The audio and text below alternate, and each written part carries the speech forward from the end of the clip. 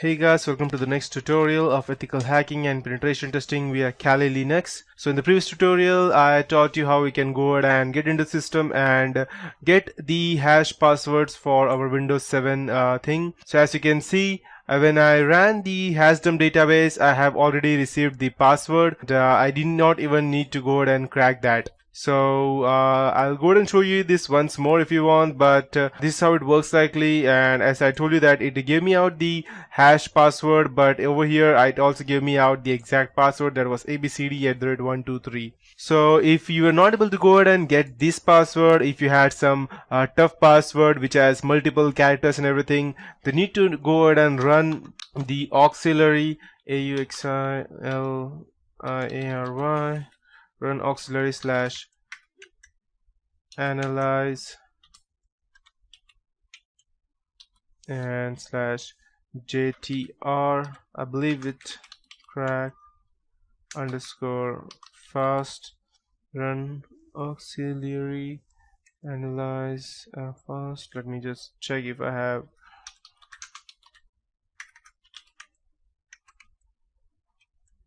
auxiliary slash analyze slash JTR underscore crack underscore fast.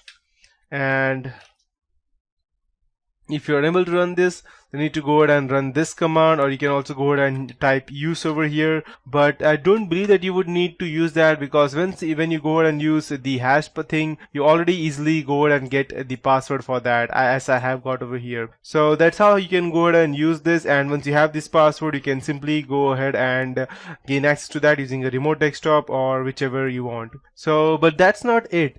There are many other things that you can go ahead and do. Let's say, for example, I have this test1 file and I have these two things over here, and I wanted to run these two as a, let's say, these two commands, netstat and cmd. So I can go ahead and try to run those files from over here.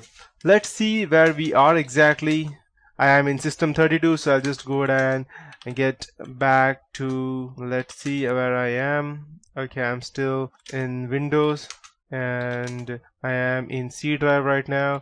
So I'll just go to users and let's check. We have the test user, so I'll go to test user and I'll go to desktop. Perfect. And now I want to go ahead and run this test1 file, so let's go ahead and check if I can do that. Resource space, and so I need to go ahead and give the test file, so I'll just have test1.txt. So okay, no such file .txt. Let me check. Test1. Okay. I'm sorry for that. It's not the file that we have stored over here. Sorry for that. And if you wanted to go ahead and run any specific commands from our computer that I had over here, then I can go ahead and do that. So let me check the local working directory. I'm in SET. So let me check. I can just go ahead and create a new script over here, and I can go ahead and run that for this computer. So there is one way of doing that. Let me check. I have not yet tried that as of till now. So let's check test txt, and I'll just go ahead and let's say cmd and netstat. These are two commands that I want to run. Let's see if I can run them. It is just test. Okay, perfect. As you can see, I ran all of these commands just by which I had written over here, and I was mistaken. It was not over here, it was over here. So if you want to go ahead and get into a system, quickly do what you want to do and get out, then you can go ahead and already create a list of commands that you want to do, and you can go ahead and run that through the interpreter prompt. So CMD did not work because it was a need to go ahead and install. I can only run what is there inside a command prompt, so that's the reason it did not run. Netstat ran perfectly, and if I go ahead and let's say I write ipconfig and I'll save it. If I go ahead and run the resource again, I'll get the ifconfig file. So, and if I want to go ahead and read that directory, so let me check. Okay, I need to go ahead. I'll just go ahead and okay, back. Perfect. Now over here, if I want to go ahead and I have this ABC file, this is an awesome file, and if I need to go ahead and run that, I can just go ahead and type, let me first check where I am. I'm in desktop, so I can just type cat, and I can type over here abc to txt. As you can see, I have, this is an awesome file, and any number of time you can run, you will see whatever is there in this directory. Perfect. Now okay, so next thing that I would like to do is I need to go ahead and upload something from my computer into that computer. So this is something that you would want to do at the very start, and not something like from over here. So where I am doing right now, after getting the system, you would not want to do that. So the first thing that I would like to do is to search where my payload is. That is over here, payload.exe. I'll just let me check. Okay, I'm still in SCT. So I want to upload /user share SCT and payload.exe, and now I want to state where I want to go ahead and run that or upload that. So I'll have to type the specific place's name. So I need to go ahead and insert that. So I need to go ahead and type let's say, hey, wait, I'm already there, so I don't need to. Perfect. I can straight away go ahead and do this. So I'll just type C : and let's say I want to go ahead and just need to go ahead and insert this later on. First I need to insert the route where I want to go, and the name of the file would be, let's say, if I want to copy it into the C drive, or let's say I want to copy it on the test user, that is the desktop over here. So I'll type users, I'll just copy it. I'll just copy it from over here and paste it over here, and I can go ahead and C users, test user, desktop, and the name of the file would be, let's say, I want to copy it to the desktop, but I want it to be, no, I already have a payload on desktop, so I'll just copy it into C. Fine. So the name would be, let's say, for example, payload period exe, and I want to know where it is exactly, so I'll type /user. Let me check if I could just go ahead and type payload.exe. Okay, command, no such file, directory, C /payload.exe. That would be the file name.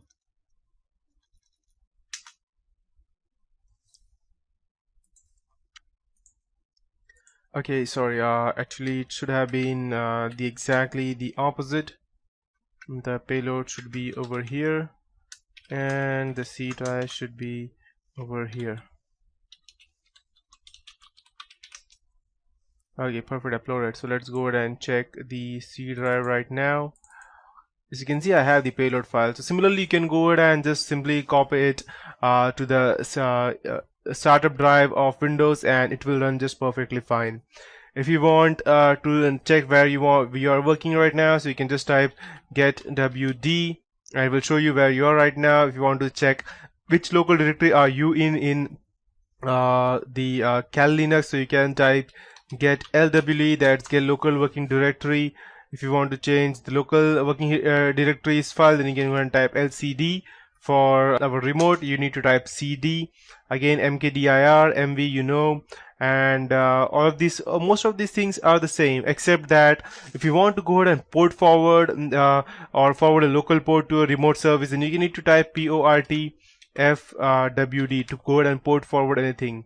If you want to go ahead and view and modify the routing table, then you can go ahead and type route, and you will see all the routing tables over here. So port forward would be again be the same thing, and 0 total local ports forwarded, because I have not yet provided anything to that. If you want to steal token of something, you can just go ahead and type steal _ token, and it will go ahead and try to steal a token of specific PID that I need to go ahead and insert, and I can later go ahead and use that to create an impersonation token. If I go ahead and type suspend, it will straight away go ahead and delete, or sorry, it will straight away go ahead and suspend our remote computer. Get prefs is what I have told you previously. I can also go ahead and get the username of the current session by typing get UID. And I am the system right now. As you can see, if I was previously the administrator, I would be shown as the administrator. Now these are fine, but there are still other things that you would want to know, like killing a process. You need to just type kill. To get the list of running process, you can just type ps, or get PID to get the current process identifier, or reboot to go ahead and remove the localhost. But what if you want to go ahead and edit the registry file? We can do that as well. You just need to type reg, and that is the registry, and whichever value that you want to go ahead and edit or enumerate, you can still do that from over here. Now if you want to check since how many time the computer is still on, you can just go ahead and type idle time, and you can see it's since 2 hours 26 minutes the user has been idle. That means he has not done anything. If I go ahead and do something like over here, and I have just clicked, and if I go ahead and type the idle time, it's just 2 seconds, because that means the computer did something and went away again. The person came. Now there are a few other things that I would like to teach you, such as going ahead and getting a screenshot, using a keylogger, or inserting a keylogger in the person's computer. But that would be it for this tutorial. In the next tutorial, I'll teach you how you can go ahead and insert a temporary keylogger as well as a permanent keylogger, or how you can go ahead and write a keylogger in Python and insert that into your target's computer, and then go ahead and gain all the information that you need about related to either it be a Windows password or any his VMware's password, either it be a Gmail, Facebook, or any of his important accounts password or login credentials, anything. So that would be for this tutorial.